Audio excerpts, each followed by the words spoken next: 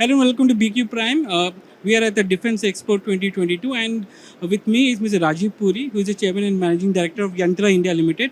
Yantra is one of the 7 corporatized entities from the ordnance factory.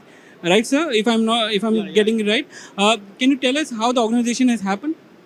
See, Ordnance Factory Board, as all of us know, this was almost a 220 or more than that years old organization, and Government of India last year took a very progressive and forward-looking restructuring of the ordnance factories, and in that process they have divided the total 41 ordnance factories with the erstwhile Ordnance Factory Board into 7 DPSUs. And out of that 7 DPSUs, Yantra India Limited is one of the newly carved out DPSU with 8 production units under its ambit. And we have been a 100% indigenous manufacturing entity, and none of our products, whether the raw material or any sub-assembly components, are imported. We are 100% indigenous, and our aim is to take the dream of our Honorable Prime Minister towards Atmanirbhar Bharat, and we want to make in India for the world. That's Sir, our aim. what is the as the reorganization happened? What will be the role of Yantra within that reorganization? Because you have basically merged 8 units to form Yantra, and what does those units do? You see, in the erstwhile setup, there was a lot of forward and backward integration. So you can say Yantra India Limited was the back end boys and girls of the whole team. We were always there, but we were never noticed. All the hardware which is required by the say our another corporatized entity that like Munition India Like what we Limited, have seen behind you. like like all these items, Munition India Limited, or say even for ammunition, that is armored weapon and equipment limited, all ordnance, barrels, forging, smelting, casting, brass cups, cartridge cases, you name a thing, and we have got the facility for that. And it is completely military grade products. And Yantra India Limited presently is aiming at around 60% of its turnover from the defense, 20% from the exports, and another 20% we have gone to the domestic market also.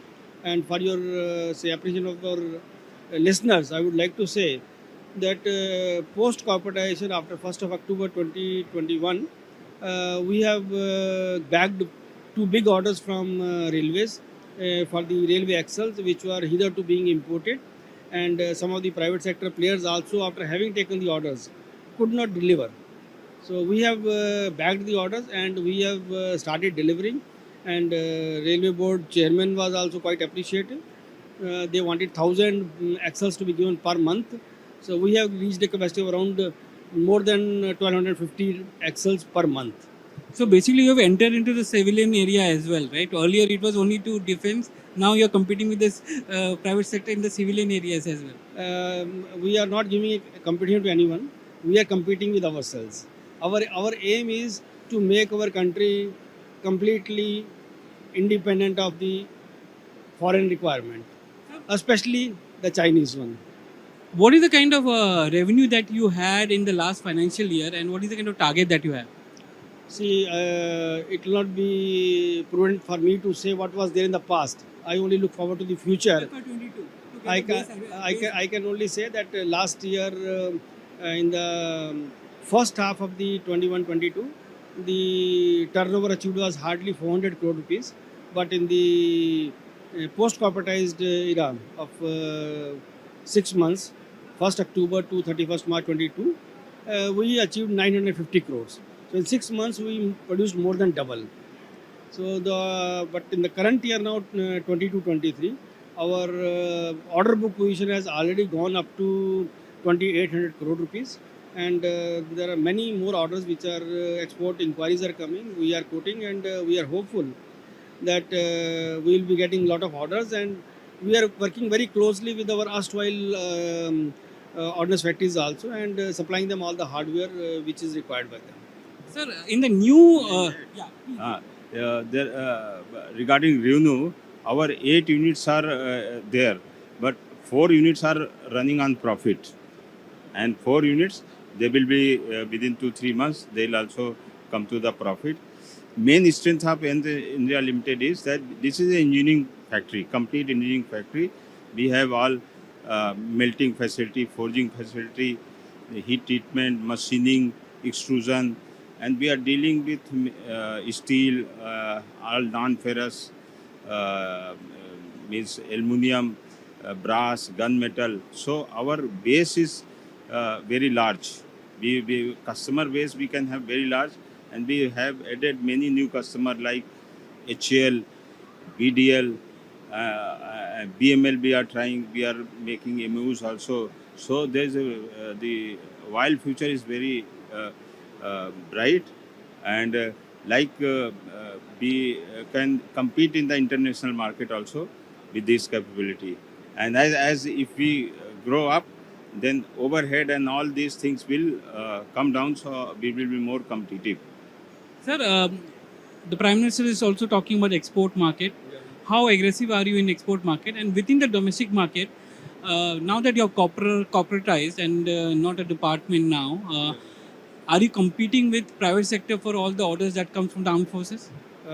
We have started competing, and as far as exports are concerned, we have already bagged orders from the European market, also from the Asian market, and recently we have bagged the order for supply of 150 shells hardware to some of the international further international requirement, and for a total target of around 40 crore rupees. Yeah. Around 40 crore rupees we have bagged the order, and we have again quoted for a order where 200 crore rupees order we are expecting shortly.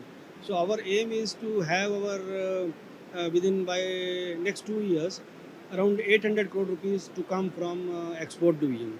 That is our vision. How do you look at the profitability? Because for the last financial year, you were slightly in loss, right? If I'm not wrong, because of the 7, you are the only one who were in loss, and others are marginal profits. So how do you see profitability building from here? See, our audited balance sheet is yet to be made, so it will not be proper to comment that whether we were in a loss or in a profit. Our assessment is that even if there is a loss, that loss will be drastically reduced as compared to the erstwhile setup. This particular corporation and the kind of independence which we are now able to have in our procedures and working culture, we hope that within by around 24-25, we will be a minimum a $500 million company. And aim is by 27-28 to become $1 billion company, means it's around 8,000 crore rupees. That's the aim. Has the ministry also given you a target that at some point in time you will be listing on the exchanges as well? No such targets are there, but our board of directors, we have already internally had a lot of deliberations on this issue. So by 24-25 end, we hope that we'll be at least ready for listing now. That is our. Sir Puri, thank you very much for joining us on BQ. Thank you. Thank you.